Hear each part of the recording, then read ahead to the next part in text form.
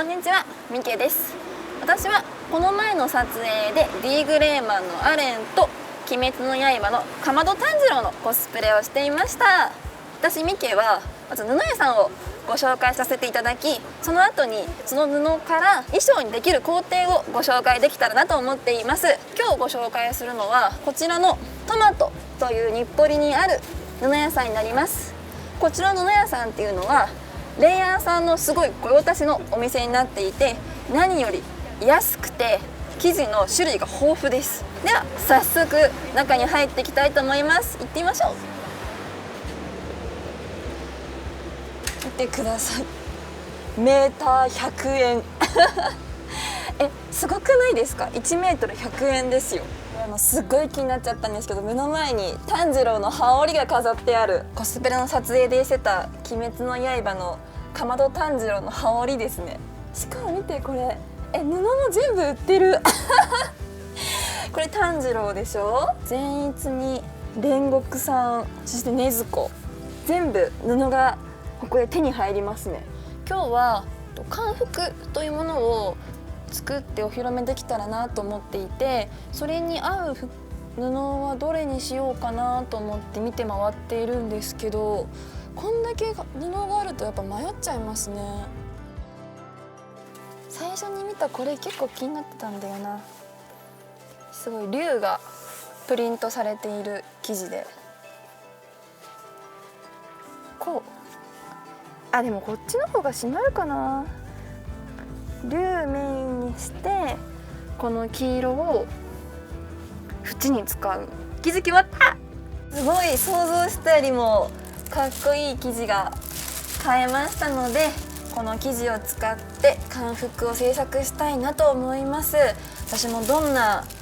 かっこいい漢服が出来上がるのかすごい楽しみです。では早速作りに行きたいと思います。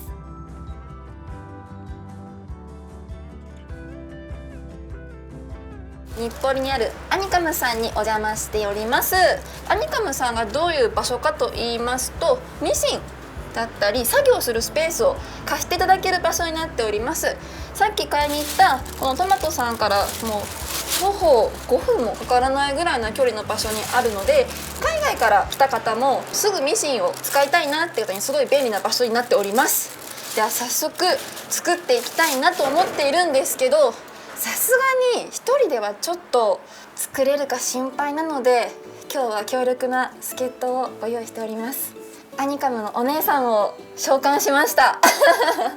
ろしくお願いします。お願いします。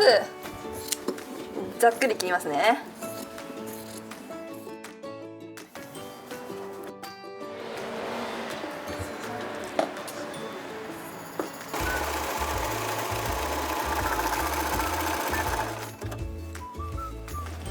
ロックミシンがかけれました。これで端が糸がほつれたりしなくなります。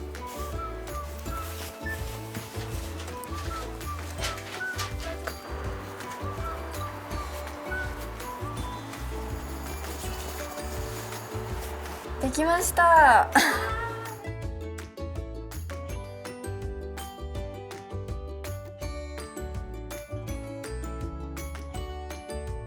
無事漢服が完成しまして、ちょっと袴と合わせて早速着てみました。ちょっと短時間で仕上げることができました。本来衣装を作る時はもっと時間をかけてゆっくり丁寧に作っていることが多いんですけども、